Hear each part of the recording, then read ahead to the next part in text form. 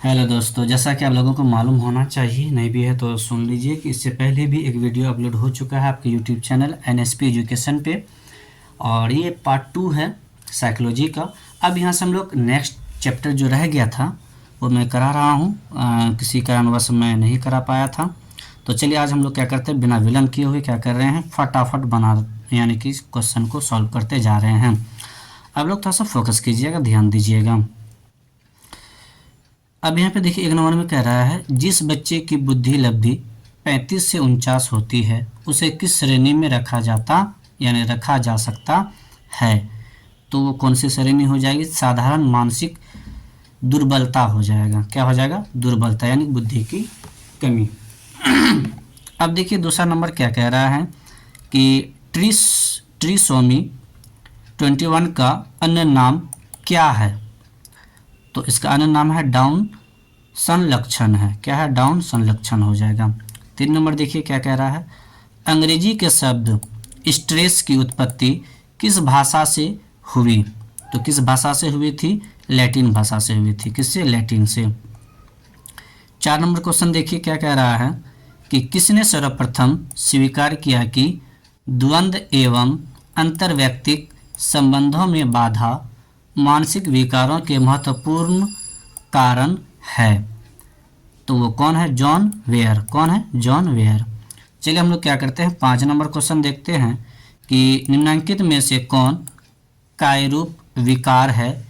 तो पीड़ा भी हो जाएगा, काय आलम्बिया विकार ये भी हो जाएगा, परिवर्तन आकार ये भी, यानी कि इनमें से सही भी हो जाएगा। डी हो जाएगा आपका, 5 का डी हो जाएगा। चलिए 6 नंबर हम लोग देखते हैं कि बाजार स्थलों या सार्वजनिक स्थलों से आयुक्ति संगत भय को कहते हैं। संगत भय को कहते हैं। क्या हो जाएगा? एगोराफोबिया। क्या हो जाएगा? एगोराफोबिया। 7 नंबर देखिए क्या कह रहा है, मानसिक दुर्बलता का मुख्य कारण है। मानसिक दुर्बलता का मुख्य कारण है। तो मानसिक दुर्बलता का मुख्य कारण क्या हो जाएगा? वंशानुक्रम हो जाए, इसके जन्म आघात से भी होता, संक्रामक रोग से, यानी कि इनमें से सही भी हो जाएगा। ये तीनों से होता है। 8वां क्वेश्चन देखिए क्या कह रहा है कि निम्नलिखित में कौन स्नायु विकृति नहीं है। तो मनोविदलता। मनोविदलता। अब देखिए 9 नंबर हम लोग देखते हैं। 9 नंबर में क्या कह रहा है क्वेश्चन कि इनमें से कौन मादक द्रव्य नहीं है। तो कौन है? कॉफ़ी। कौन? कॉफ़ी। 9 का क्या हो जाएगा? ए हो जाएगा आपका। 10 नंबर देखिए, इनमें कौन असामान्यता के जैविक के कारक नहीं है। तो वो कौन आ जाएगा? आरंभिक वंचन हो जाएगा। आरंभिक वंचन। अब देखिए 11 नंबर क्वेश्चन क्या कह रहा है 11 नंबर में कि ICD-10 प्रस्तुत किया गया, यानी कि किसके लिए प्रस्तुत किया गया था। तो वो विश्व स्वास्थ्य संगठन द्वारा। किसके द्वारा किया गया था? विश्व स्वास्थ्य संगठन द्वारा। 12 नंबर देखिए, द्विध्रुवीय विकार के 2 ध्रुव हैं। कितने ध्रुव हैं? 2 ध्रुव हैं। तो कौन है वो? उन्माद तथा विषाद। उन्माद तथा विषाद, ये सही आंसर है। अब देखिए 13 नंबर क्वेश्चन क्या कह रहा है कि एक ध्रुवीय विषाद का दूसरा नाम क्या है। तो विषादी। क्या है? विषादी मनोविकृति है। अब देखिए 14 नंबर, किसी सामान्य प्रक्रिया को व्यक्ति द्वारा असामान्य रूप से बार बार दोहराने की व्याधि को क्या कहते हैं। तो क्या कहते हैं? मनोग्रसित बाध्यता। मनोग्रसित बाध्यता। अब यहाँ पे देखिए क्या है, एनोरेक्सिया नर्वोसा एक ऐसा विकार है जिसमें रोगी को क्या नहीं होता है। देखिए इसमें रोगी को क्या होता है? भूख कम लगती है, यानी कि उसे भूख फील होती ही नहीं है। अब चलिए हम लोग क्या करते हैं, 16 नंबर देखते हैं। मानसिक बीमारी के वर्गीकरण की अत्यंत नवीनतम पद्धति क्या है। देखिए अत्यंत बोला है, नवीनतम यानी कि नया। पद्धति क्या है? तो नया जो है वो DSM-4 है। DSM-4 यही है न्यूनतम जो आया है। 17 नंबर। अब यहाँ पे देखिए 17 नंबर, निम्नलिखित में से कौन सा मनोवैज्ञानिक विकारों के वर्गीकरण की नवीनतम पद्धति है तो वो कौन है, ICD-9, ICD-9। 17 का क्या हो जाएगा, सी हो जाएगा। 18 के चलिए हम लोग देखते हैं। 18 नंबर में क्या कह रहा है, निम्नलिखित में से कौन दैहिक विकार है। दैहिक विकार है तो वो क्या हो जाएगा आपका, पीड़ा विकार, काय अलविदा विकार, रूपांतर विकार, यानी कि इनमें से सभी हो जाएगा। अब चलिए हम लोग क्या करते हैं, 19 नंबर क्वेश्चन देखते हैं। निम्न में से कौन अफीम से उत्पन्न औषध है। तो अफीम मार्फिन इसमें भी होता है, हेरोइन में भी होता है, मेथाडोन, यानी कि इनमें से सभी ये भी हो जाएगा, इनमें से सभी। 19 का क्या हो जाएगा, डी। अब चलिए हम लोग क्या करते हैं, 20 नंबर देखते हैं। 20 में क्या कह रहा है कि निम्नांकित में कौन विशिष्ट बालक नहीं है यानी गॉड गिफ्टेड नहीं है, सामान्य बालक। क्या हो जाएगा, सामान्य बालक। अब चलिए हम लोग क्या करते हैं, 21 नंबर देखते हैं। संवेदन मंदक औषधियों का मुख्य कार्य होता है पीड़ादायक प्रभाव को कम करना। सही बात है, पीड़ादायक प्रभाव को कम करना। 21 का क्या हो जाएगा, ए हो जाएगा। 22 का चलिए हम लोग देखते हैं कि एनोरेक्सिया नर्वोसा की विशिष्टता होती है। क्या होती है इसकी विशिष्टता, क्या होगी, इसका सही आंसर हो जाएगा इसका देखिए क्या है, ये 22 नंबर क्वेश्चन है। एक बार फिर से क्वेश्चन को देखते हैं कि क्या कह रहा है कि एनोरेक्सिया नर्वोसा की विशिष्टता होती है तो अपर्याप्त भोजन से वजन में कमी, यानी कि उसको भूख नहीं लगता है तो क्या हो जाता है, भोजन ग्रहण नहीं करते, उससे उसका वजन में क्या हो जाता है, कमी देखने को मिलता है। अब चलिए हम लोग क्या करते हैं, 23 नंबर देखते हैं कि केटोटोनिक स्टूपर एक लक्षण है। तो एक लक्षण है तो किसका है, ये मनोविदलता का है। अब चलिए 24 नंबर देखते हैं कि निम्नांकित में कौन मनोविदलता का एक प्रकार नहीं है। तो इसका कौन हो जाएगा, विद्रोही मनोविदलता। क्या हो जाएगा, विद्रोही मनोविदलता हो जाएगा। 24 का डी हो जाएगा। अब चलिए हम लोग क्या करते हैं, 25 नंबर देखते हैं। 25 में कह रहा है निम्नांकित में कौन असामान्य व्यवहार से संबंधित नहीं है। असामान्य व्यवहार से संबंधित नहीं है तो वो क्या हो जाएगा, याददाश्त का कमज़ोर होना, याददाश्त का कमज़ोर होना। अब चलिए हम लोग क्या करते हैं, 26 नंबर देखते हैं। 26 में कह रहा असामान्य व्यवहार तथा सामान्य व्यवहार के अंतर होता है। तो अंतर होता है समायोजन की उपयुक्तता में, किसमें, समायोजन की उपयुक्तता में। अब चलिए हम लोग क्या करते हैं, 28 नंबर देखते हैं। 28 में क्या कह रहा है, निम्नांकित में कौन दुश्चिंता विकार नहीं है। तो मनोविच्छेदी पहचान विकार, ये हो जाएगा। 29 नंबर देखते हैं। 29 में कह रहा है क्या कि निम्नांकित में कौन मनोविच्छेदी विकार नहीं है। तो कौन नहीं है, तो इसका सही आंसर आपका क्या हो जाएगा, तीव्र तनाव विकार। 30 नंबर चलिए क्वेश्चन देखते हैं। 30 में कह रहा है, 30 नंबर में कि एक्रोफोबिया का अर्थ क्या होता है। एक्रोफोबिया का अर्थ क्या होता है, तो इसका होता है भीड़ भाड़ वाली जगह से डरना, यानी भीड़ भाड़ वाली जगह को देख करके लोग डर जाते हैं वो। चलिए 32 नंबर देखते हैं। 32 में कह रहा है कि मनोविच्छेदी पहचान मनोविकृतियाँ का दूसरा नाम क्या है। तो इसका क्या हो जाएगा, सही आंसर आपका हो जाएगा बहुव्यक्तित्व। 33 नंबर क्वेश्चन देखते हैं।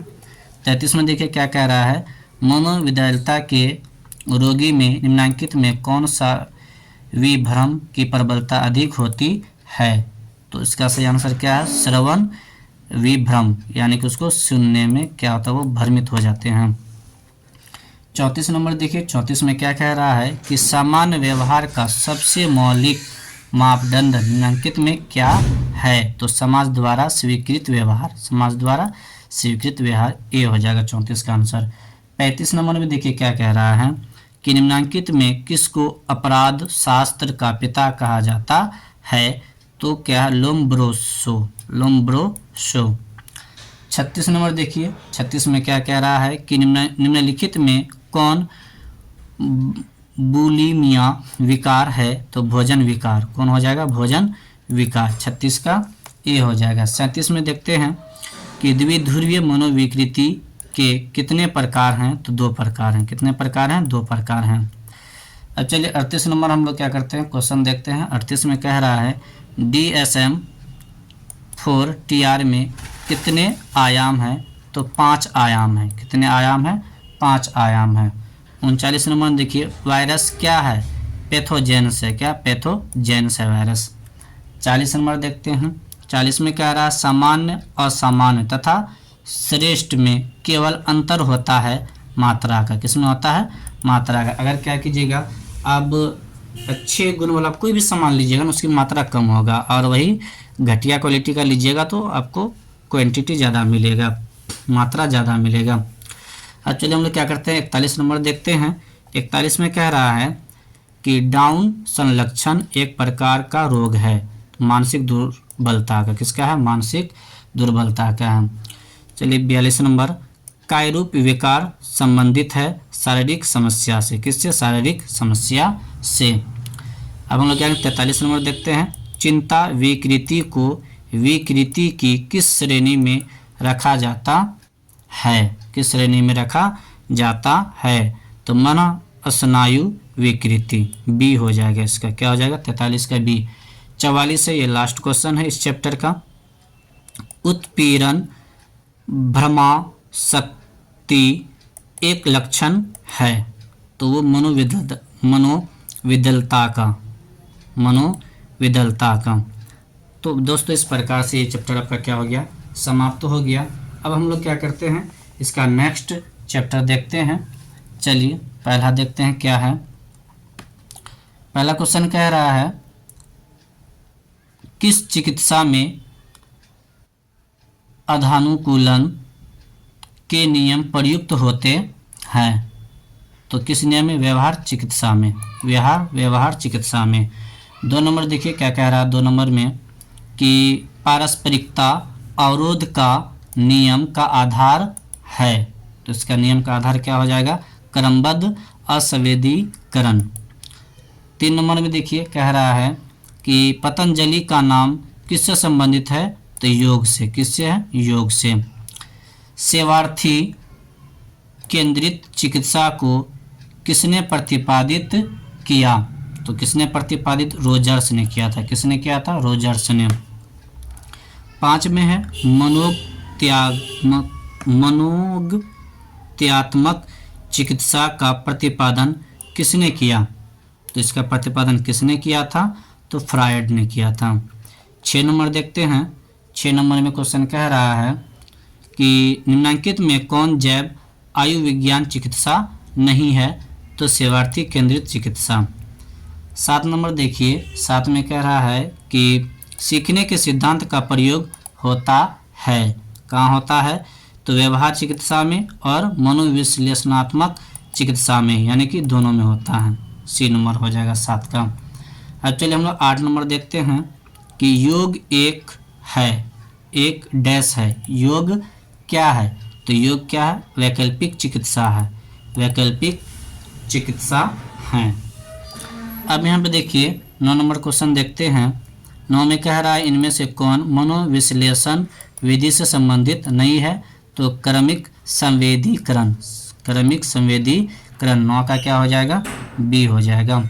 अब चलिए 10 मॉडलिंग प्रवृत्ति का प्रतिपादन किसने किया, तो ये क्या है, 10 है, तो 10 का सही आंसर आपका क्या हो जाएगा, बेंडूरा। क्या हो जाएगा, बेंडूरा। चलिए 11 नंबर क्वेश्चन देखते हैं। 11 में कह रहा पतंजलि के प्रसिद्ध योग सूत्र के योग के मार्ग हैं, तो पतंजलि के कौन है, तो क्या हो जाएगा आपका 8 हो जाएगा। कितने मार्ग हैं, 8 मार्ग हैं। अब चलिए हम लोग क्या करते हैं 12 नंबर देखते हैं। उत्तम स्वास्थ्य हेतु किस भारतीय मनीषी ने अष्टांग मार्ग को प्रतिपादित किया है, तो किसने प्रतिपादित किया, तो पतंजलि ने। किसने, पतंजलि ने।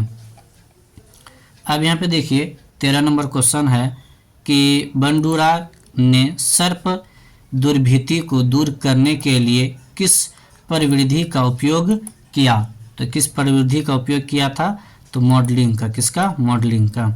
14 नंबर देखिए, अल्बर्ट एलिस ने निम्नांकित में किस चिकित्सा विधि का प्रतिपादन किया? तो किस चिकित्सा का किया था वो? संज्ञानात्मक चिकित्सा। किसका? संज्ञानात्मक चिकित्सा यानी इमोशन का।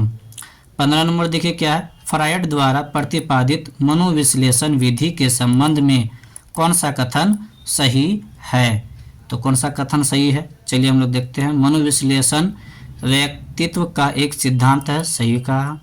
मनोविश्लेषण एक स्कूल है, सही कहा, यहाँ सीखने को मिलता है। मनोविश्लेषण चिकित्सा की एक विधि, सही है। उपयुक्त सभी, यानी कि इसका क्या हो जाएगा, उपयुक्त सभी हो जाएगा। 15 का क्या हो जाएगा आपका, डी हो जाएगा। चलिए हम लोग 16 नंबर देखते हैं। 16 नंबर में क्वेश्चन कह रहा है कि व्यवहार चिकित्सा आधारित है सीखने के सिद्धांत पर। किस पे? सीखने के सिद्धांत पर। 17 नंबर देखते हैं। 17 में कह रहा है मनोशल्य चिकित्सा पद्धति को किसने विकसित किया? तो इगास मोनिज। 17 का क्या हो जाएगा, ए। 18 में देखिए क्या कह रहा है। 18 में कि विद्युत आघात चिकित्सा को किसने विकसित किया? तो सरलेटी तथा बीनी ने। 19 नंबर देखते हैं। 19 में क्या कह रहा है, निम्नलिखित में से किसे योग के पिता के रूप में आदर प्राप्त है? तो किसे? महर्षि पतंजलि। किसको? महर्षि पतंजलि। 20 नंबर क्वेश्चन देखते हैं। 20 में क्या कह रहा है आपका, रैशनल इमोटिव चिकित्सा का प्रतिपादन किसने किया? तो अल्बर्ट इल्लिस ने किया था। 21 नंबर क्वेश्चन देखते हैं। 21 में कह रहा है मनोविश्लेषणात्मक चिकित्सा का संबंध किस व्यक्ति से है? तो किस व्यक्ति से है? फ्रायड से। किससे? फ्रायड से है। 22 नंबर क्वेश्चन। 22 में कह रहा है कि निम्न में से कौन मनोविश्लेषण विधि से संबंधित नहीं है? तो कौन संबंधित नहीं है? तो आपका क्या हो जाएगा, सकारात्मक प्रबलन और टोकन इकोनॉमी, यानी 23 का क्या हो जाएगा आपका, 22 मिस हो गया है ना। 22 में क्या कह रहा था, व्यवहार चिकित्सा की निम्न में से कौन सी तकनीक उपयोग में नहीं लाई जाती है? तो कौन सी नहीं लाई जाएगी? चलिए हम लोग देखते हैं क्या है। क्रमिक संवेदीकरण ये नहीं, मॉडलिंग तकनीक ये भी नहीं, बायो फीडबैक ये भी नहीं, उद्बोधक चिकित्सा ये हो जाएगा, यानी कि इसका 22 है ना, 22 का डी हो जाएगा। चलिए हम लोग 23 देखते हैं। 23 का क्या था, सी था। चलिए हम लोग 24 देखते हैं। 24 में क्या कह रहा है, श्वसन अभ्यास को योग में क्या कहा जाता है? श्वसन अभ्यास को तो प्रत्यक्ष, अच्छा यहाँ आ गया ना, सटा थोड़ा सा दिक्कत। श्वसन अभ्यास को योग में कहा जाता है, तो क्या कहा जाता है? तो प्राणायाम। क्या है? प्राणायाम। 25 नंबर क्वेश्चन देखते हैं। 25 में कह रहा है कि व्यवहार चिकित्सा किस सिद्धांत पर आधारित है? तो अधिगम सिद्धांत। किस पे? अधिगम सिद्धांत हो जाएगा। अब चलिए हम लोग क्या करते हैं, 26 नंबर क्वेश्चन देखते हैं। कह रहा है कार्ल रोजर्स द्वारा किस चिकित्सा का प्रतिपादन हुआ? तो क्लाइंट केंद्रित चिकित्सा। 26 का क्या हो जाएगा, सी। 27 में देखिए क्या कह रहा है, मनोचिकित्सा का उद्देश्य है, क्या उद्देश्य है? रचनात्मक समायोजन, सही कहा। विध्वंसात्मक समायोजन, ये भी सही है। जीवन शैली के सुधार में सहायता करना, सही है। ए एवं सी दोनों। अब यहाँ पे देखिए ये जो आपका है विध्वंसात्मक समायोजन, ये क्या होगा, इसमें आपका नहीं होगा, ये नहीं होगा, ये क्या गलत है, ए और सी, यानी कि आपका डी हो जाएगा सही। तो 27 का क्या हो जाएगा आपका, डी हो जाएगा। 28 में देखिए क्या कह रहा है। 28 में कह रहा है कि क्रमबद्ध असंवेदीकरण किस चिकित्सा विधि में उपयोग किया जाता है? तो व्यवहार चिकित्सा में। किस में? व्यवहार चिकित्सा में। अब चलिए हम लोग 29 नंबर देखते हैं। उद्बोधक चिकित्सा को स्थापित किया, तो किसने स्थापित किया था? विक्टर ई फ्रैंकल ने। इस प्रकार से ये चैप्टर भी समाप्त हो गया। इतने सारे ऑब्जेक्टिव महत्वपूर्ण जो अब तक पूछ चुके हैं वो इस चैप्टर से था। अब हम लोग क्या करते हैं, अगला चैप्टर देखते हैं। अगला चैप्टर में देखिए पहला क्वेश्चन क्या कह रहा है कि अगर किसी व्यक्ति की मनोवृत्ति प्रतिकूल बदलकर अधिक प्रतिकूल या अनुकूल से बदलकर और अधिक अनुकूल हो जाती है तो यह उदाहरण होगा। ये उदाहरण क्या होगा, किसका होगा, तो वो संगत परिवर्तन का होगा। किसका, संगत परिवर्तन। चलिए 2 नंबर देखते हैं, निम्न में से कौन कारक पूर्वाधारण को कम नहीं करता है। तो कौन नहीं करता, आपका रूढ़िबद्ध। क्या, रूढ़िबद्ध। पूर्वाग्रह में घटकों की संख्या कितनी होती है। पूर्वाग्रह में घटकों की संख्या 4 होती है। 4 नंबर देखिए, 4 नंबर में क्वेश्चन कह रहा है कि मनोवृत्ति निर्माण को कौन तत्व प्रभावित नहीं करता है। तो श्रोता की विशेषता, श्रोता की विशेषता। ये देखिए कथन कारण वाला है। 5 नंबर में क्या कह रहा है कि मनोवृत्ति परिवर्तन का 2 स्तरीय संप्रत्यय एक भारतीय द्वारा दिया गया है। ये कथन है, ऐसा कहना है। दूसरा कथन कह रहा है उपरोक्त संप्रत्यय को S.M. मोहसिन द्वारा 1940 में दिया गया था। यहाँ कुछ कह रहा है, यहाँ कुछ कह रहा है। अब यहाँ देखिए दोनों कथन सही हैं, परंतु कथन 2 कथन 1 की सही व्याख्या नहीं बता रहा। दोनों सही है लेकिन कथन 2 की व्याख्या जो है वो कथन 1 नहीं करती है, ये कहा है। अब देखिए यहाँ कह रहा है बी में दोनों कथन सही है तथा कथन 2 कथन 1 की सही व्याख्या करता है। तो ये क्या है, सही है। तो 5 का क्या हो जाएगा, बी। इस प्रकार से कथन कारण वाला क्वेश्चन देखने को मिलता है। पहले पूछा करता था, अब नहीं पूछा जाता है। अब चलिए 6 नंबर देखते हैं। मनोवृत्ति परिवर्तन में संतुलन मॉडल का प्रतिपादन किसने किया था। तो हाइडर ने किया था। किसने किया था, हाइडर ने किया था। श्रेणी आधारित स्कीमा को कहा जाता है, क्या कहा जाता है, आदि रूप। क्या कहा जाता है, आदि रूप। 8 नंबर देखिए क्या कह रहा है, मनोवृत्ति परिवर्तन प्रक्रिया में संतुलन या OPX का संप्रत्यय किसने प्रस्तावित किया। तो किसने प्रस्तावित किया था, S.M. मोहसिन ने। 9 नंबर देखिए, 9 नंबर में क्वेश्चन कह रहा है कि आदर्श व्यवहार के संबंध में अस्थायी विश्वास को कहा जाता है। अस्थायी विश्वास को क्या कहा जाता है, तो आपका मूल्य हो जाएगा। 10 नंबर देखिए, मनोवृत्ति निर्माण का मुख्य निर्धारक है प्राथमिक समाजीकरण। क्या हो जाएगा, प्राथमिक समाजीकरण। 11 नंबर में देखिए, मनोवृत्ति परिवर्तन प्रक्रिया में संज्ञानात्मक विसंवादिता का संप्रत्यय प्रतिपादित किया। तो किसने किया था, नॉर्मन ट्रिपलेट ने। किसने किया था, नॉर्मन ट्रिपलेट ने। नहीं, नॉर्मन ट्रिपलेट ने नहीं किया। किसने की, नॉर्मन फ्रेजर फ्रंट नहीं, सॉरी यहाँ फ्रेस्टिंगर, फ्रेस्टिंगर यानी कि लियोन फ्रेस्टिंगर, यानी कि 11 के क्या हो जाएगा आपका, सी हो जाएगा, लियोन फ्रेस्टिंगर ने किया था।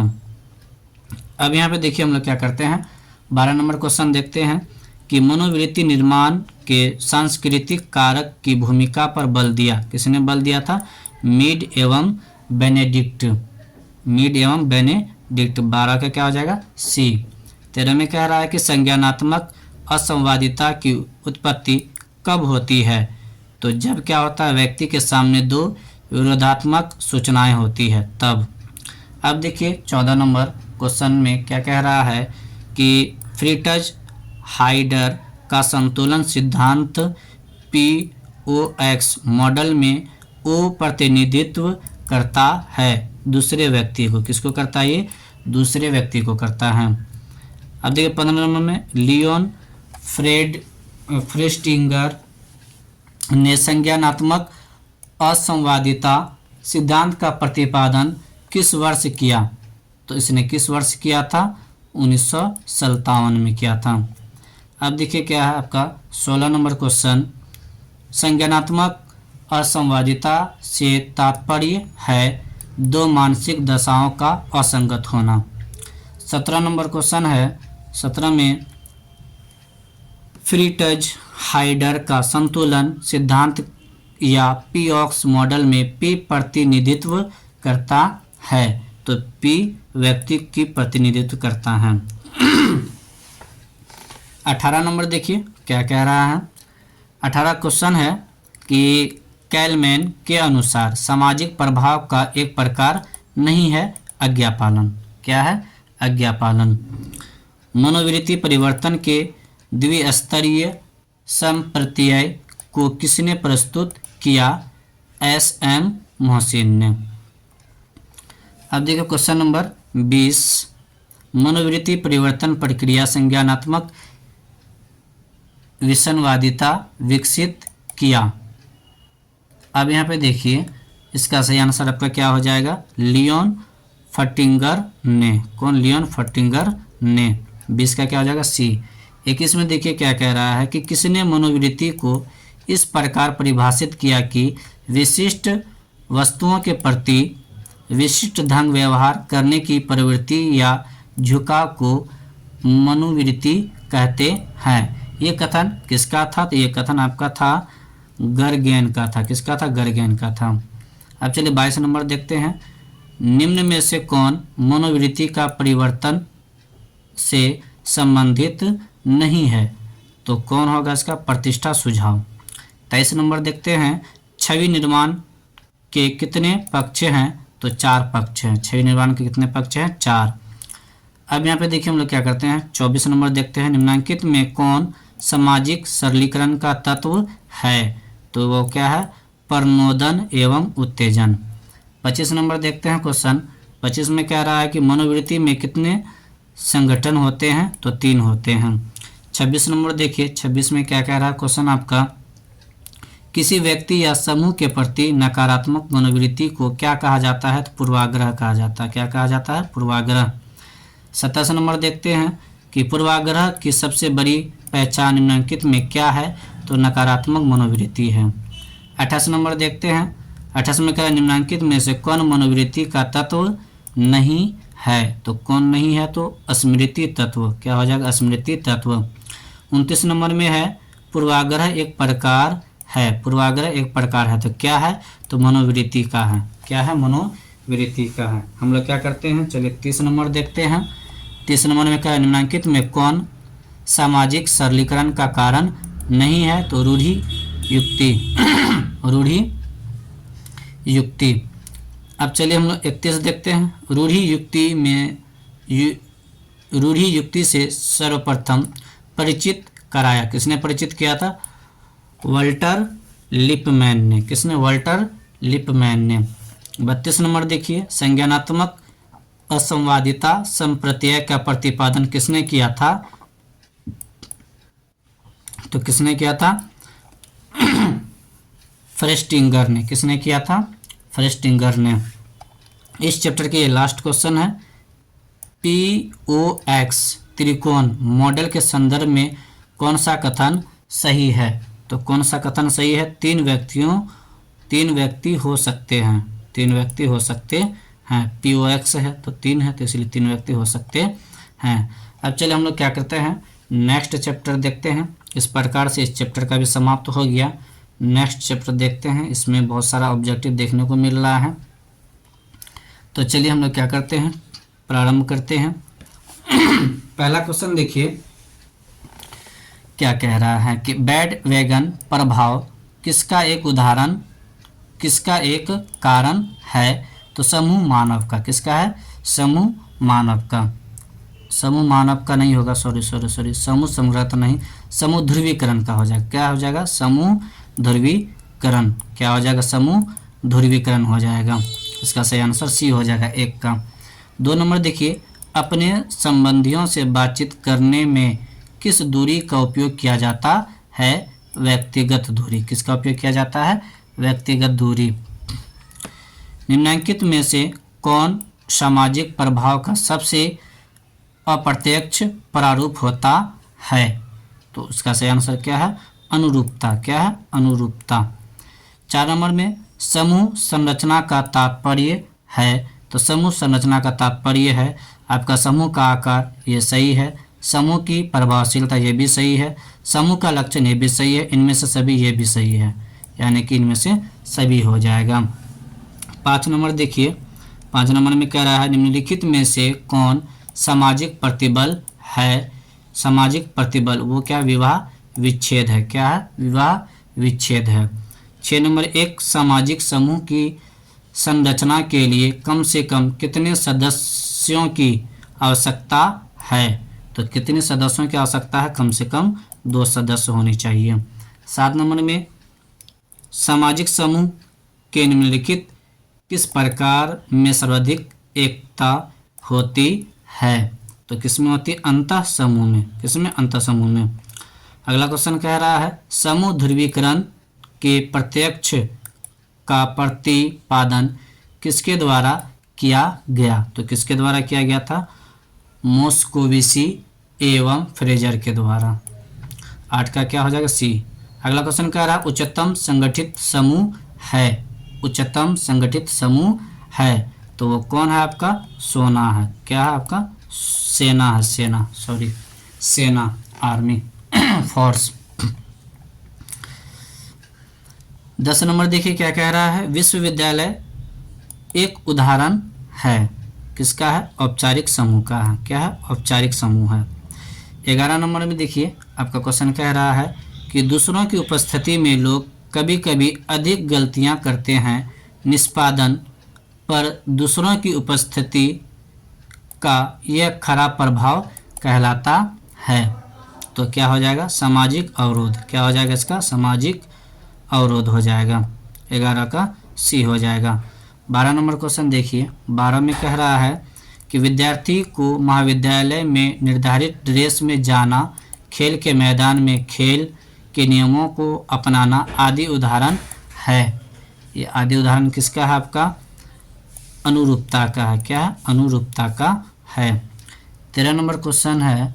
13 में कह रहा है कि निम्न में से कौन समूह संरचना का तत्व नहीं है? वो क्या है? अनुमान। क्या है? अनुमान। 14 नंबर देखते हैं। 14 नंबर में आपका कह रहा है कि किसने समूह को 2 वर्गों प्राथमिक समूह और गौण समूह में बांटा है? तो किसने बांटा था? आप लोगों को भी इसका मालूम है, ये रिपीट हो चुका है। कूले ने, नहीं सॉरी, ये रिपीट नहीं हुआ, कूले ने बांटा था। 15 नंबर देखते हैं। चाटुकारिता, पारस्परिकता तथा बहु अनुरोध पर विधियाँ है। तो ये क्या है आपका? अनुपालन के। किसके हैं? अनुपालन के हैं। 16 नंबर में देखिए। 16 नंबर में क्वेश्चन कह रहा है कि समूह निर्माण की किस अवस्था में अंतर समूह द्वंद्व होता है? तो इसका सही आंसर आपका क्या हो जाएगा? सही आंसर हो जाएगा हो हंगामा की व्यवस्था में। किसमें? हो हंगामा की व्यवस्था में। 17 नंबर देखिए। 17 में है कि धर्म किस तरह के समूह का उदाहरण है? धर्म किस तरह के समूह का उदाहरण है? प्राथमिक समूह। क्या हो जाएगा? प्राथमिक समूह। 18 नंबर देखते हैं कि किसी शिक्षक द्वारा अपने छात्र को आदेश देना उदाहरण है। तो ये क्या हो जाएगा आपका? आज्ञा पालन का। क्या है? आज्ञा पालन का। 19 नंबर क्वेश्चन देखते हैं। 19 में क्वेश्चन कह रहा है कि निम्नलिखित में से किसी एक समूह की विशेषता में नहीं रखा जा सकता है। तो वो क्या हो जाएगा आपका? समूह में सदस्यों में अंतर निर्भरता होती है।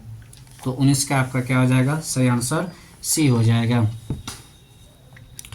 20 में आते हैं निम्नलिखित में से किसमें सदस्यों में पूरक कौशल होता है? तो आपका दल में हो जाएगा। किसमें? दल में हो जाएगा। अब चलिए हम लोग 21 नंबर देखते हैं। निम्नलिखित में से किसका समूह निर्माण में योगदान नहीं होता है? तो आत्मसम्मान का। किसका? आत्मसम्मान का। अब हम लोग 22 नंबर क्वेश्चन देखेंगे।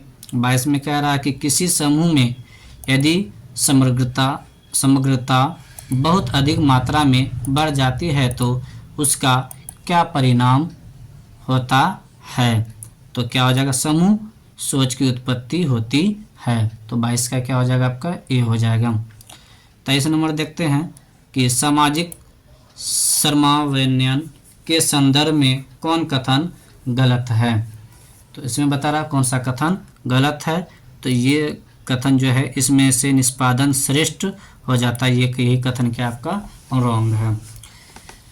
24 नंबर हम लोग क्वेश्चन देखते हैं। 24 में कह रहा है आपका कि सामाजिक प्रभाव की कौन एक प्रक्रिया नहीं है? सामाजिक समन्वय। 25 में देखते हैं सामाजिक प्रभाव का सबसे स्पष्ट एवं प्रत्यक्ष प्रारूप है। क्या बोला यहाँ पे? देखिए स्पष्ट और प्रत्यक्ष हो। प्रत्यक्ष का मतलब होता है डायरेक्ट। तो इसका सही आंसर क्या हो जाएगा? आज्ञा पालन। 25 का क्या हो जाएगा आपका? ए हो जाएगा। अब चलिए हम लोग 26 नंबर देखते हैं। प्राथमिक समूह को किसने प्रस्तुत किया था? तो कूले ने। किसने? कूले ने किया था। 27 नंबर देखते हैं। किसने गौण समूह को इस प्रकार परिभाषित किया है कि वैसे समूह जो घनिष्ठता से रहित अनुभव प्रदान करते हैं उन्हें ही गौण समूह कहते हैं। तो इसका सही आंसर क्या हो जाएगा आपका?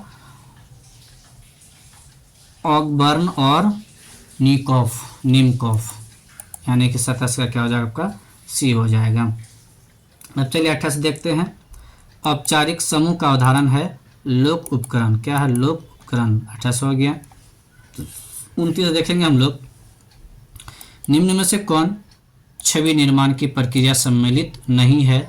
तो वो क्या हो जाएगा आपका? भूमिका निर्वाह। क्या हो जाएगा? भूमिका निर्वाह। 30 नंबर देखते हैं। 30 नंबर क्वेश्चन में क्या कह रहा है कि एकाकी परिवार की संरचना कैसी होती है? तो सरल होती है। कैसी होती है? सरल होती है। 31 नंबर में है समूह संरचना से किसका संबंध नहीं है? अब यहाँ पे देखिए क्या बोला है, समूह संरचना से किस, इसमें कह रहा है समूह संरचना से किसका संबंध नहीं है? तो वो आपका समूह का आकार या समूह की बनावट, संचार प्रारूप, इनमें से, यानी कि इनमें से कोई नहीं, बल्कि इसका क्या होगा? सामाजिक तुलना होगा। समूह संरचना से किसका संबंध नहीं है? तो सामाजिक तुलना का होगा। तो वो ऑप्शन यहाँ पे नहीं है, तो इसलिए ये क्या हो जाएगा? इनमें से कोई नहीं। तो 31 का क्या हो जाएगा? डी हो जाएगा। अब चलिए हम लोग क्या करते हैं, अगला क्वेश्चन देखते हैं। अगला क्वेश्चन क्या? 32 नंबर है। 32 नंबर में देखिए क्या कह रहा है कि विभिन्न समूहों के बारे में पूर्व कल्पित विचार कहलाता है। तो पूर्व कल्पित विचार कहलाता है, तो वो क्या हो जाएगा? रूढ़ि युक्ति हो जाएगा। क्या हो जाएगा? रूढ़ि युक्ति हो जाएगा। अब चलिए हम लोग क्या करते हैं, 33 नंबर क्वेश्चन देखते हैं। 33 में क्या कह रहा है आपका कि अनुरूपता कैसे उत्पन्न होती है? तो सूचनात्मक प्रभाव के कारण, सही कहा। सामाजिक मानकों के प्रभाव के कारण, ये भी सही है। व्यक्ति की दूसरों द्वारा स्वीकार किए जाने की इच्छा के कारण, वह, यानी कि इनमें से सभी हो जाएगा, यानी डी हो जाएगा इसका सही आंसर 33 का। अब चलिए हम लोग क्या करते हैं, 34 देखते हैं। 34 में क्या कर रहा है, कौन समूह हम समूह कहलाता है? तो अंतः समूह हो जाएगा। क्या हो जाएगा? अंतः समूह हो जाएगा। अब चलिए हम लोग 35 देखते हैं। कौन समूह वे समूह कहलाता है? कौन समूह वे समूह कहलाता है? तो कौन हो जाएगा? वो ब्राह्म समूह हो जाएगा। क्या? ब्राह्म समूह हो जाएगा। अब चलिए हम लोग 36 नंबर देखते हैं। 36 में कह रहा है कि निम्न में से कौन अनुरूपता को प्रभावित करने वाला व्यक्ति से संबंधित कारक नहीं है? तो क्यों कौन हो जाएगा? ये भी हो जाएगा अभिप्रेरणा, यानी कि इनमें से सभी हो जाएगा। 36 का क्या हो जाएगा? आपका डी हो जाएगा। 37 में कह रहा है निम्न में से कौन अनुपालन की परिविधि नहीं है? तो वो क्या हो जाएगा? सामाजिक सर्मावन्यन। 38 नंबर देखते हैं। 38 में आपका क्या कह रहा है कि जब दो अभिप्रेरकों के बीच संघर्ष होता है उसे कहा जाता है तो अभिप्रेरकों का संघर्ष। क्या कहा जाता है? अभिप्रेरकों का संघर्ष। 39 नंबर देखते हैं। 39 में आपका निम्न में से कौन समूह संघर्ष का मनोवैज्ञानिक कारण है? तो वो क्या है? ध्वंसात्मक प्रवृत्ति है, कुंठा है, यानी कि ये सब हो जाएगा, यानी इनमें से सभी हो जाएगा। 40 में देखिए देखते हैं 40 में क्या कर, दो व्यक्तियों के समूह को किस समूह के अंतर्गत रखा जा सकता है? तो किस समूह के अंतर्गत रखा? प्राथमिक समूह। किसके अंतर्गत? प्राथमिक समूह के अंतर्गत। 41 नंबर देखते हैं। निम्नलिखित में से कौन द्वितीयक समूह है? तो वो क्या हो जाएगा? विद्यालय हो जाएगा, राजनीति हो जाएगा, औद्योगिक समूह, यानी इनमें से सभी हो जाएगा। 41 का क्या हो जाएगा? डी हो जाएगा। हम लोग क्या करते हैं 42 देखते हैं। निम्नलिखित में से किसमें सदस्यों में पूरक कौशल होता है? तो किसमें पूरक कौशल होता है? आपका दल में होता है। 43 नंबर देखते हैं। निम्न में से कौन अनुरूपता का निर्धारक है? तो कौन अनुरूपता का निर्धारक है? तो ये सब हो जाएगा। क्या हो जाएगा? सब, यानी इनमें से सभी हो जाएगा। 43 का डी हो जाएगा। 44 नंबर देखते हैं। 44 में कह निम्नलिखित में से कौन समूह संरचना का तत्व नहीं है? तो समूह सोच। ये देखिए कितना बार रिपीट हो जाएगा, 1 2 3 4 बार रिपीट हो चुका है। अब यहाँ पे देखिए 45 नंबर क्वेश्चन क्या कह रहा है कि किसने समूह का वर्गीकरण प्राथमिक समूह या द्वितीय समूह में किया? तो किसने किया था? आपका चार्ल्स कूले ने किया था। किसने किया था? चार्ल्स कूले ने किया था। 40 देखते हैं। एक संदर्भ समूह के लिए सर्वाधिक वांछित अवस्था है। तो अवांछित अवस्था क्या हो जाएगा आपका, समूह का प्रभाव। क्या हो जाएगा, समूह का प्रभाव। 47 नंबर देखते हैं समूह संघर्ष का कारण कौन नहीं है, तो कौन नहीं था, पुरस्कार संरचना। 48 देखते हैं, इस चैप्टर के लास्ट क्वेश्चन है, निम्न में से कौन प्राथमिक समूह का उदाहरण है। तो अब बता रहा प्राथमिक समूह का उदाहरण कौन है, तो परिवार है। कौन है, परिवार है। इस प्रकार से ये चैप्टर समाप्त हुआ। अब अगला चैप्टर हम लोग देते हैं। देखिए पहला क्वेश्चन क्या कह रहा है कि भारतीय परिप्रेक्ष्य में निर्धन कौन है। तो निर्धन कौन है, तो आपका क्या हो जाएगा, आमदनी कम एवं जीवन अपर्याप्त हो, यानी आमदनी कम हो, जीवन वगैरह क्या हो, सही ढंग से नहीं चल पाता हो। तो एक का क्या हो जाएगा आपका, एक का ए हो जाएगा। अब यहाँ पे देखिए क्या कह रहा है 2 नंबर क्वेश्चन में कि आक्रामकता का अध्ययन करने के लिए आप निम्नलिखित में किस विधि को सबसे अधिक उपयुक्त मानते हैं। तो आपका क्या हो जाएगा, प्राकृतिक निरीक्षण। क्या हो जाएगा, प्राकृतिक निरीक्षण। तीसरा देखिए क्या कह रहा है, किस आक्रामकता में व्यक्ति का अभिप्राय छिपा रहता है। तो इसका सही आंसर क्या है आपका, साधनात्मक आक्रामकता में। अब यहाँ पे देखिए हम लोग क्या करते हैं, 4 नंबर क्वेश्चन देखते हैं। 4 में कह रहा है कि सड़क, बांध आदि उदाहरण है। तो किसका उदाहरण है, निर्मित पर्यावरण का। 5वां क्वेश्चन हम लोग देखते हैं कि पर्यावरण के संदर्भ में कौन कथन सही है। तो आपका सही आंसर क्या हो जाएगा, 5 का डी हो जाएगा। पर्यावरण से तात्पर्य ऊपर तीनों पहलुओं से होता है। ये जो तीनों दिया गया, भौतिक, सामाजिक और सांस्कृतिक, ये तीनों। अब चलिए हम लोग 6 नंबर देखते हैं। 6 नंबर में क्वेश्चन कह रहा है कि कोलाहल की विशेषताओं में किसे शामिल नहीं किया जा सकता है कोलाहल में। तो इसका सही आंसर क्या हो जाएगा आपका, क्रमबद्धता। क्या हो जाएगा, क्रमबद्धता। 7 नंबर क्वेश्चन देखते हैं। 7 में कह रहा है कि अंत्योदय का उद्देश्य क्या है। अंत्योदय गरीबों की संपन्नता स्तर को बढ़ाना। अब देखिए 8 नंबर में क्या कह रहा है। 8 का क्वेश्चन है कि विश्व मानसिक स्वास्थ्य दिवस मनाया जाता है। यहाँ देखिए 11 अक्टूबर, 21 अक्टूबर, 31 अगस्त और 21 नवंबर। देखिए यहाँ पे ऑप्शन गड़बड़ दे दिया गया है। ये जो है ना आपका 10 होगा, ये 11 नहीं बल्कि 10 अक्टूबर होगा। यहाँ पे क्या कर देंगे, लिख देंगे ऐसे 0 बना करके 10 अक्टूबर। क्या हो जाएगा, 10 अक्टूबर इसका सही आंसर हो जाएगा 8 नंबर का। चलिए हम लोग क्या करते हैं, 9 नंबर देखते हैं। 9 नंबर में क्या कह रहा है आपका कि किसने कुंठा आक्रमण सिद्धांत का प्रतिपादन किया। तो किसने किया था कुंठा का, तो मिलर एवं डोनाल्ड ने। 10 नंबर क्वेश्चन देखते हैं कि पर्यावरणीय मनोवैज्ञानिकों में पर्यावरण संरक्षण के किस माध्यम पर बल दिया गया। तो ये व्यवहार है और क्या है, पुनर्बलन है, अनुबोधक है और शिक्षा, यानी ये तीनों हो जाएगा, उपयुक्त सभी हो जाएंगे। 11 नंबर देखते हैं, निम्नलिखित में कौन मानसिक स्वास्थ्य का आधार है। तो वास्तविक संज्ञान। क्या हो जाएगा, 11 का बी हो जाएगा, वास्तविक संज्ञान। 12 नंबर देखते हैं। 12 नंबर क्वेश्चन में क्या करा, आक्रमण का मूल्य प्रवृत्ति सिद्धांत किसने प्रतिपादित किया। तो किसने प्रतिपादित किया था, फ्रायड ने किया था। अब चलिए हम लोग क्या करते हैं, 13 नंबर क्वेश्चन देखते हैं। 13 में क्या कह रहा है, 13 नंबर क्वेश्चन में कह रहा है कि शुद्ध वायु कहलाती है, यानी कौन सी वायु क्या कहलाएगी, शुद्ध कहलाएगी, जिसमें क्या हो कि ये आपका नाइट्रोजन है, ये आपका क्या ऑक्सीजन और ये कार्बन डाइऑक्साइड है। यही है हमारे खुले वातावरण में भी क्या होता है, नाइट्रोजन की मात्रा ये है और फिर आपका ऑक्सीजन की ये है और कार्बन डाइऑक्साइड की ये है। तो ये आपका बी सही हो जाएगा। अब चलिए हम लोग क्या करते हैं, 14 नंबर क्वेश्चन देखते हैं। 14 नंबर क्वेश्चन में क्या कह रहा है कि आक्रमण को किसने इस रूप में परिमाणित किया है। आक्रमण से तात्पर्य दूसरों के प्रति किए गए साभिप्राय क्षति से होती है। ये कहा है, आक्रमण का परिभाषा दिया गया है कि दूसरे को क्षति पहुंचाना। तो किसने दिया था, बर्कोविट्ज़ ने। अब यहाँ पे देखिए 15 नंबर क्वेश्चन है। 15 नंबर क्वेश्चन में कह रहा है कि इनमें से कौन समानुभूति की विशेषता नहीं है। तो संवाद में एकरूपता, संवाद में एकरूपता, ये इसका क्या होगा, सही आंसर होगा। हम लोग क्या करते हैं, 16 नंबर देखते हैं। 5 जून को निम्नलिखित में कौन दिवस मनाया जाता है 5 जून को? विश्व पर्यावरण दिवस। क्या मनाया जाता है? विश्व पर्यावरण दिवस मनाया जाता है 5 जून को। अब यहाँ पे देखिए, चलिए हम लोग 17 नंबर देखते हैं। निम्नलिखित में कौन संघर्ष समाधान युक्ति है? संघर्ष, समझौता वार्ता करना, पारस्परिक संपर्क, अनुकूलन समाधान, यानी इनमें से सभी हो जाएगा। 17 का क्या हो जाएगा आपका? डी हो जाएगा। अब चलिए 18 नंबर हम लोग देखते हैं। वातावरणीय प्रदूषण किस रूप में हो सकता है? वायु से, जल से, मिट्टी से, यानी कि सभी से हो जाएगा। ये तीनों से होता है। अब चलिए हम लोग क्या करते हैं, 19 नंबर क्वेश्चन देखते हैं। कुंठा आक्रमण सिद्धांत में किसने कुंठा को आक्रमण की जननी माना, यानी जननी माना? किसने जन्म दिया इसको?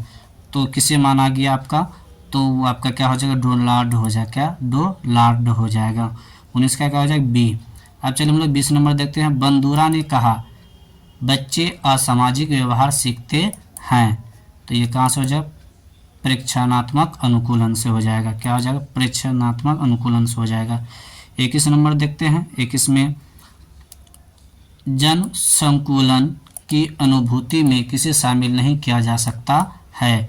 तो प्रदूषित वातावरण का भाव को शामिल नहीं किया जा सकता है। 22 में कह रहा है आपका कि पर्यावरण के प्रति भारतीय पौराणिक विचारधारा किस संदर्भ को समर्थन प्रदान करता है? तो किसको प्रदान करता है ये आपका? तो ये आध्यात्मिक संदर्भ हो जाएगा। चिपको आंदोलन का संबंध किस क्षेत्र से है? तो आपका उत्तराखंड से है। किस क्षेत्र से है? उत्तराखंड से हो जाएगा। 23 का क्या हो जाएगा आपका? बी हो जाएगा। सुंदरलाल बहुगुणा के नेतृत्व में हुआ था चिपको आंदोलन। अब देखिए 24 नंबर में कह रहा प्राकृतिक आपदा का उदाहरण है, यानी कि इनमें से कौन प्राकृतिक आपदा है? देखिए बाढ़ है, भूकंप है, सूखा है, उपर्युक्त सभी है। तो इसका सही आंसर क्या हो जाएगा? उपर्युक्त सभी। सब क्या प्राकृतिक क्या है? आपदा है। इसमें मानव का योगदान नहीं होता है, सब ऊपर वाले की देन है। वही हो जाएगा प्राकृतिक। 25 नंबर देखते हैं। आक्रमण एवं हिंसा को कम करने के उपाय हैं। सामाजिक अधिगम, सही बात है। अधिगम का मतलब होता है सीखना। विवेचन विधि, प्रानुभूति, इनमें से सभी हो जाएगा। 25 का डी हो जाएगा। 26 नंबर हम लोग देखते हैं। 26 में कह रहा पर्यावरणीय मनोविज्ञान व्यवहार तथा प्राकृतिक एवं कृत्रिम पर्यावरण के अंतर संबंध का अध्ययन करने वाला विज्ञान है। इस तरह किसने पर्यावरणीय मनोविज्ञान को परिभाषित किया? ये जो परिभाषा आप देख रहे हैं, इस परिभाषा को किसने परिभाषित किया था?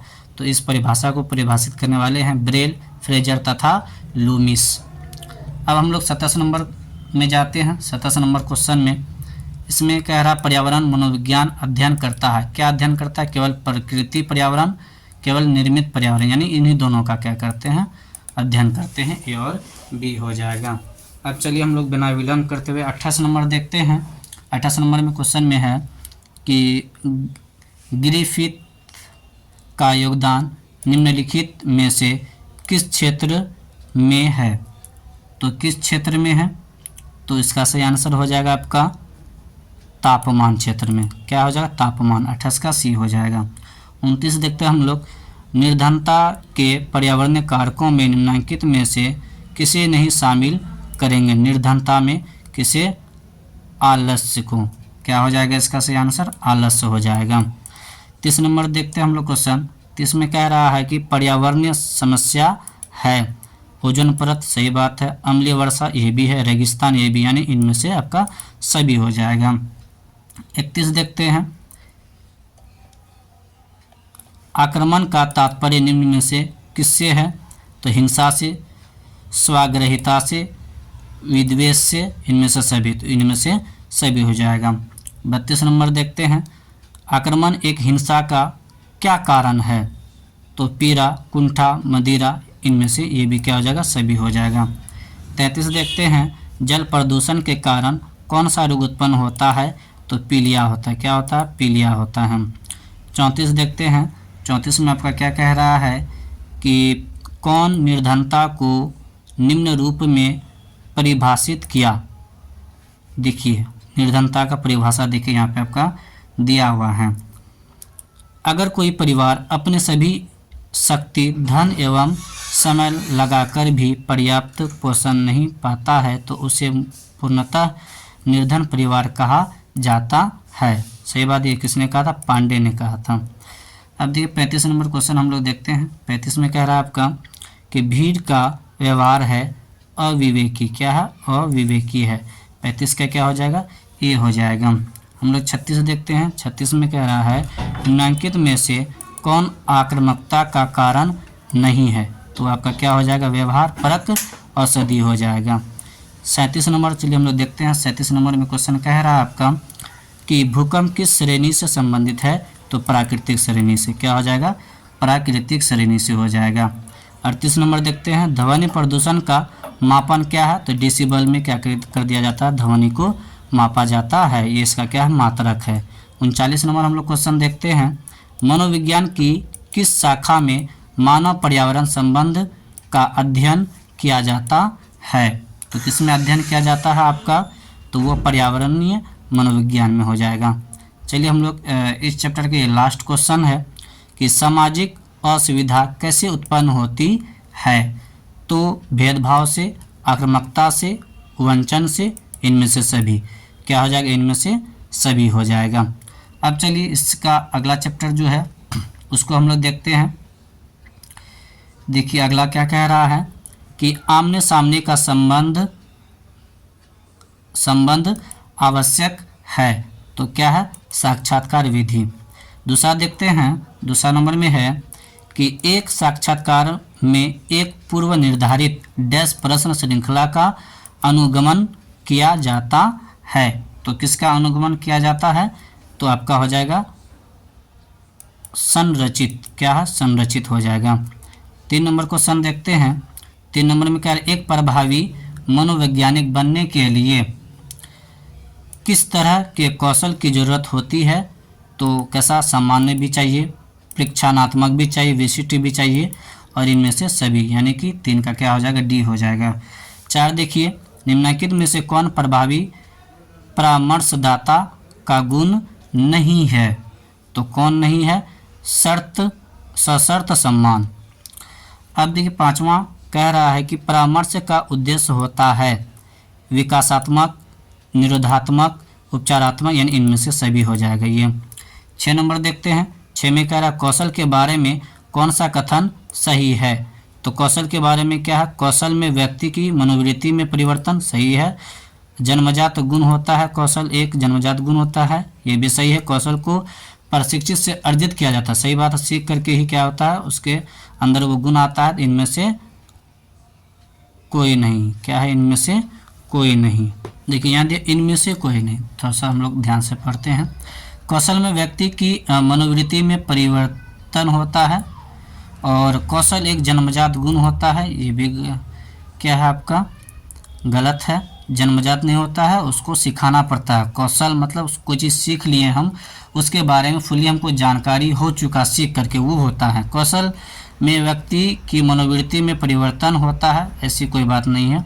कौशल को प्रशिक्षण से अर्जित किया, सही बात। जब तक हम सीखेंगे नहीं तब तक हम कौशल हमें प्राप्त नहीं होगा। कोई भी चीज़ के बारे में हमको सीखना, अगर हम कपड़ा सीने के लिए सीखना, मशीन चलाना हो तो उसके लिए हमको सीखना है, प्रशिक्षण करना पड़ेगा। तो इसका यही आंसर हो जाएगा। 6 का सी हो जाएगा। चलिए हम लोग 7वां देखते हैं। 7वां क्वेश्चन क्या कह रहा है? मनोवैज्ञानिक के बौद्धिक कौशल को किस श्रेणी में रखा जाएगा? तो किस श्रेणी में रखा जाएगा? सामान्य श्रेणी में, सामान्य कौशल में रखा जाएगा। 8 नंबर देखते हैं। सामाजिक दूरी में संप्रेषणकर्ता तथा श्रोता के बीच की दूरी होती है 4 फीट से 10 फीट। कितना से? 4 फीट से 10 फीट। अब देखिए हम लोग क्या करते हैं। 9 नंबर क्वेश्चन देखते हैं। निम्न में से संचार की कौन विशेषता नहीं है? संचार का मतलब हो गया क्या? कि जिस माध्यम से हम लोग क्या करते हैं? सूचनाओं का आदान प्रदान करते हैं वो।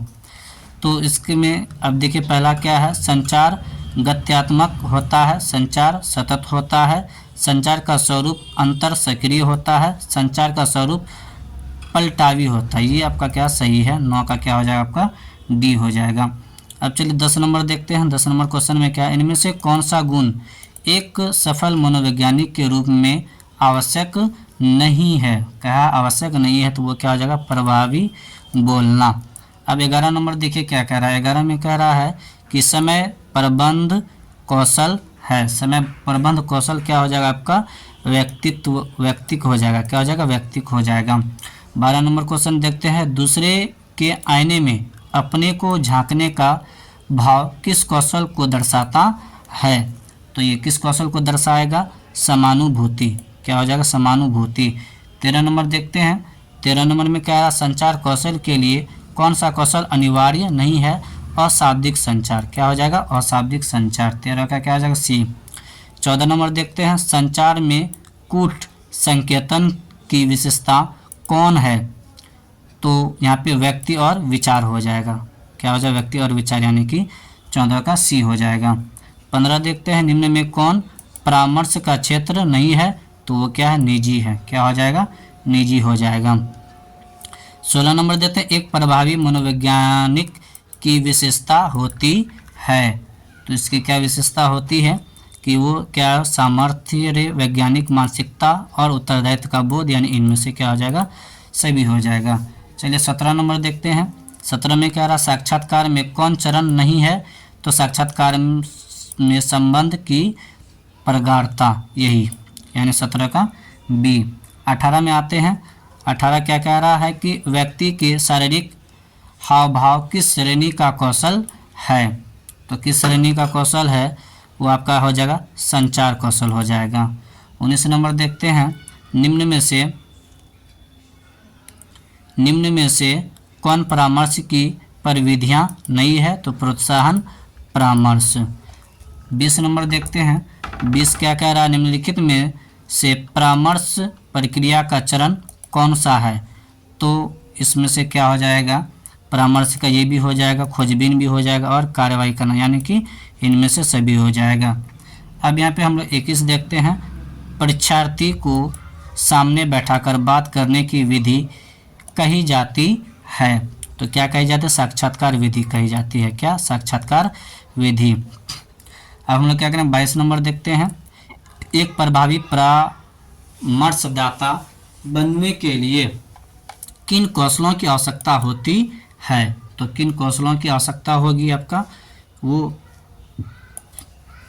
विशिष्ट कौशल, सामान्य कौशल और परीक्षणात्मक कौशल, यानी इनमें से क्या हो जाएगा? आपका सभी हो जाएगा। 23 देखते हैं।